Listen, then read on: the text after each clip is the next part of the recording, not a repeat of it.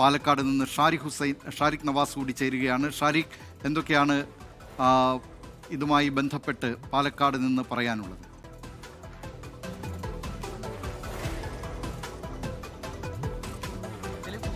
കഴിഞ്ഞ ദിവസം, അതായത് ഇന്നലെ ഈ വിഷയവുമായി ബന്ധപ്പെട്ട് നമുക്ക് ഇന്ന് ഹൈക്കോടതിയിൽ ഈ ഹർജിയുടെ വിധി വരുന്ന സമയത്ത് ഇന്നലെ തന്നെ നമ്മൾ കുടുംബത്തിൻ്റെ പ്രതികരണം തേടിയിരുന്നു. അപ്പോഴെല്ലാം അവർ ഈ വിധിയിൽ ഏറെ പ്രതീക്ഷ വെച്ചിരുന്നു.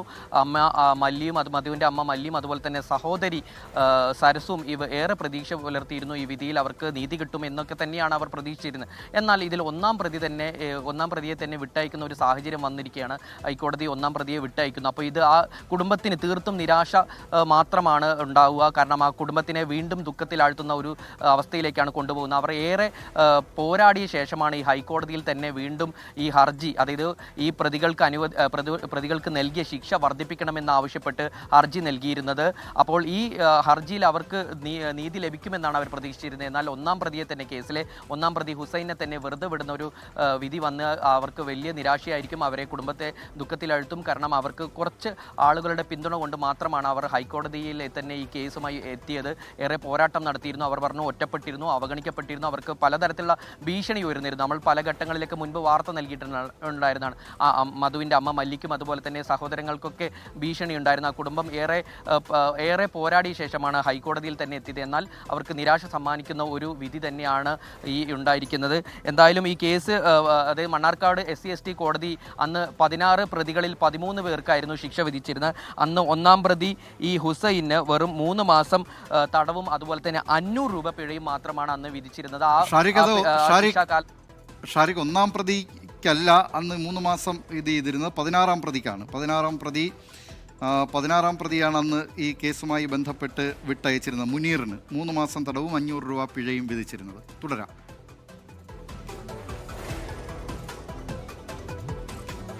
ക്ഷമിക്കണം, 16-ാം പ്രതിക്കാണ് 3 മാസം തടവും 500 രൂപ പിഴയും ശിക്ഷ നൽകിയിരുന്നത്. അതുപോലെ തന്നെ കേസിലെ 4-ാം പ്രതി അനീഷ്, 11-ാം പ്രതി അബ്ദുൽ കരീം എന്നിവരെ കുറ്റക്കാരല്ലെന്ന് കണ്ടെത്തി അന്ന് കോടതി വിട്ടയച്ചിരുന്നു. ഈ സാഹചര്യങ്ങളൊക്കെ നിലനിൽക്കെയാണ് ഈ പ്രതികൾ, അന്ന് വിട്ടയച്ച പ്രതികളെ ഉൾപ്പെടെ പ്രതി ചേർത്ത് വീണ്ടും ഇവർക്ക് ശിക്ഷ നൽകണം, അതുപോലെ തന്നെ തങ്ങൾക്ക് ഈ പ്രതികളെല്ലാം പുറത്തിറങ്ങിയാൽ തങ്ങൾക്ക് ഭീഷണി ഉണ്ടെന്നും ഇവർ ഈ ഹർജിയിൽ വാദിച്ചിരുന്നു. ഇതെല്ലാം ആകെ പാളിയാണ് ഇപ്പോൾ ഈ ഒരു വിധി വന്നിരിക്കുന്നത്. കാരണം ഒന്നാം പ്രതി തന്നെ പുറത്തിറങ്ങുന്ന ഒരു അവസ്ഥ ഉണ്ടാകുന്നു.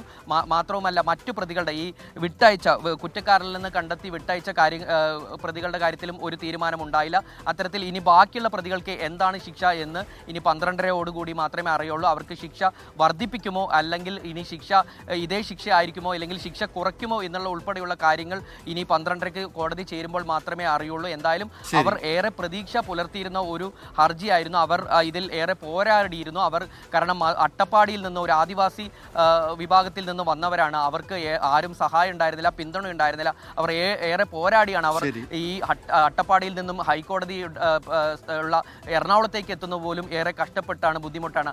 അത്തരത്തിൽ ഏറെ പോരാടിയ ഒരു ആദിവാസി സമൂഹത്തിന് തിരിച്ചടി നൽകുന്ന ഒരു വിധിയായി തന്നെയാണ് ഇതിനെ നമുക്ക് കാണാൻ കഴിയുന്നത്. ദിലീപ് കുമാർ.